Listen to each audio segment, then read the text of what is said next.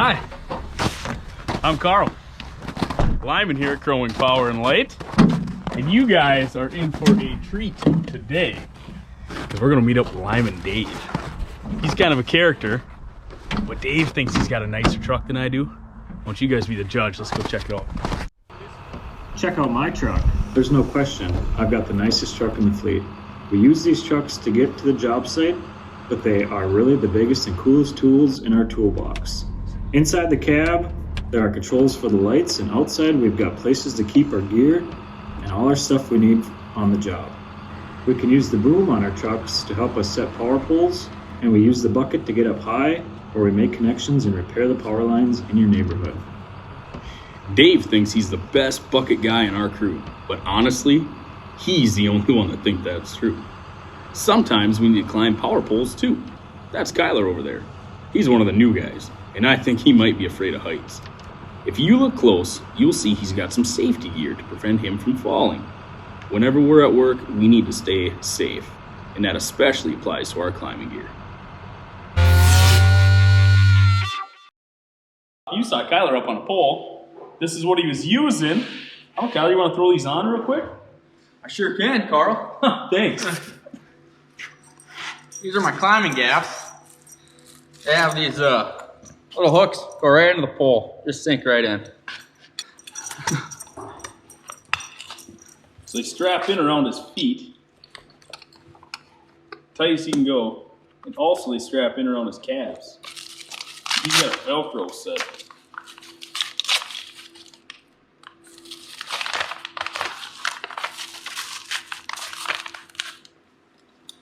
So that helps him climb the pole. But then he's also got to stay on the pole. And this is his belt that helps him stick around the pole so he doesn't fall. It's got a fall arrest on it.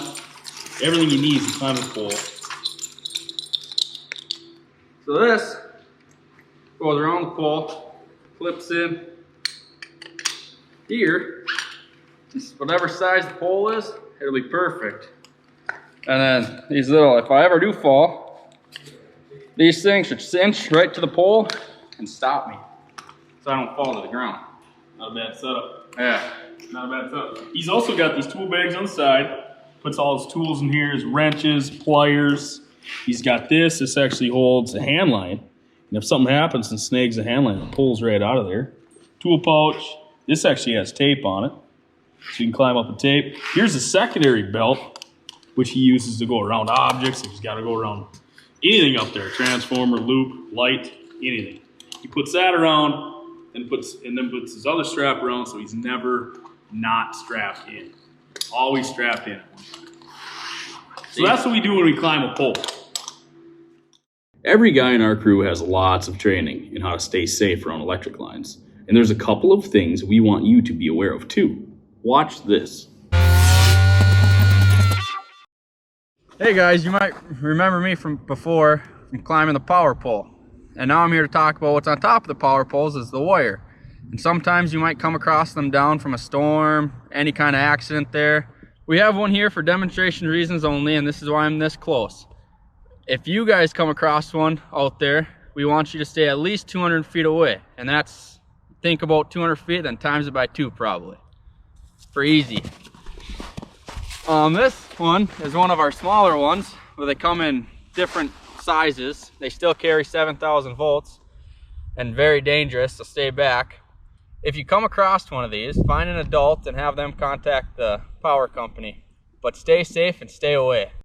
You guys saw what we did out there, so let's go inside and check what keeps us safe. So when we're not climbing a pole, we're usually in a bucket truck and we're working lines that are energized. When I say energized, we're dealing with voltage, 7,200 volts electricity, going through the power lines, and we have to be as safe as we can. So there's certain things that we put on to be safe while we're working on that kind of stuff. So when you're going to bucket, the first thing is you need to put, and you guys probably already saw this in the video, you got to put a harness on. Oh, Kyler put this harness on. It's got 3 points of attachment on there, so he doesn't fall.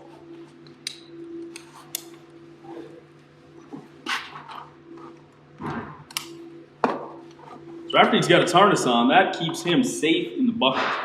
So there's no chance of falling out. These are called rubber sleeves. And these are good up to, well, it says 17,000 volts. Like I said, we work at 7,200, 7,200 volts. So these are plenty good.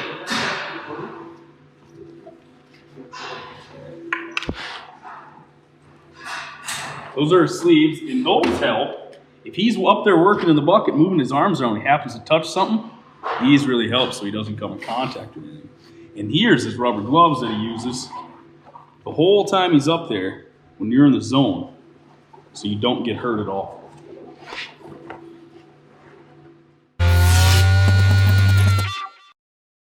If you're curious to see what the inside of these look like, let's open it up right now. And this is what I wear to keep me safe when I open these things up.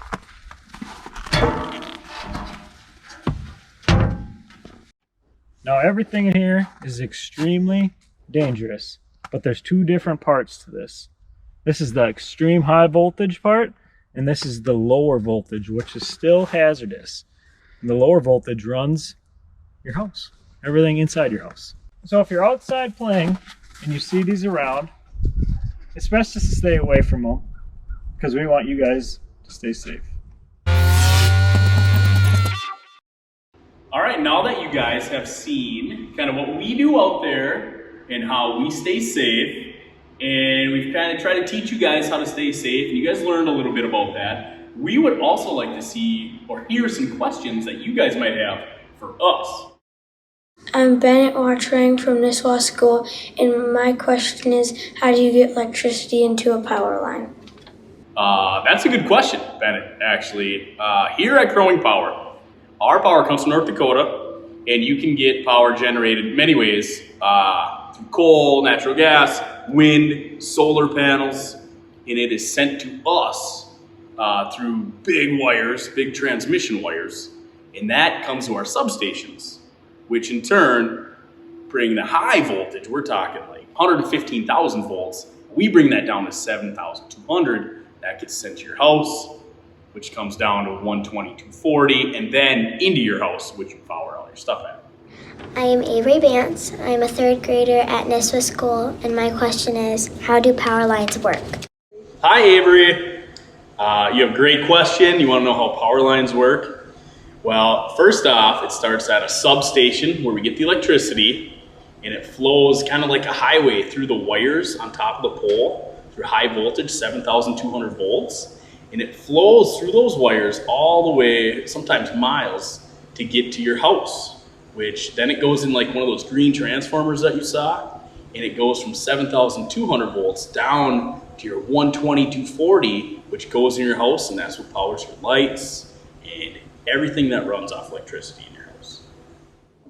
I'm Claire Lotka from Nisswa School. I am a third grader here, and my question is, what would happen if a power line fell on my house? If a power line does fall on your house, we have protective equipment that opens up to stop the electricity in the line. So it should be not energized, but if it was, you can't tell easily. So the most important thing is to stay away and stay safe.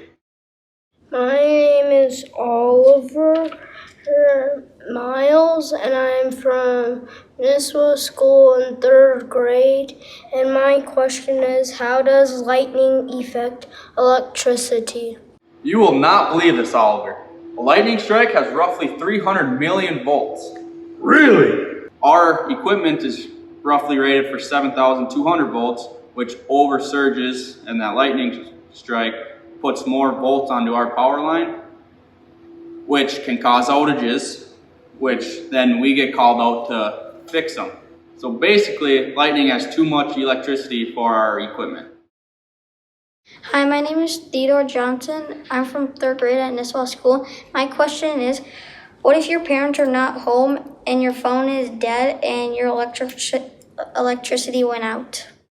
We actually have brand new meters in place that reads the electricity in your house and the amps and everything that goes on there. So we can tell through our meters at your house if you have power to your house or not, if the lights are flickering, stuff like that. So if you don't have a phone that works, and your parents aren't home, we are able to see over a short period of time if you have electricity or not. In other words, meters can detect if your power's out, but if you do have a phone, please call an adult or just call Crowing Power and Light directly and tell them your power's out. We'll come right out there and fix it.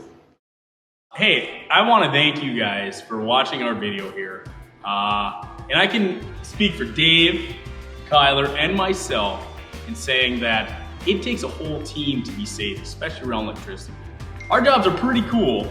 You got to remember that we're trained to use these equipment. You saw the rubber gloves, the sleeves, you saw the climbing gear, all that kind of stuff. We use all that to stay safe. But one thing we want you guys to do is look at anything out of the ordinary. If you see any down power lines or anything that doesn't seem safe, please tell your parents or an adult, and they can call Crowing Power. And we can come out and make your scene and everybody safe. So on behalf of Dave, Kyler, and myself, thank you guys for watching. Stay safe out there.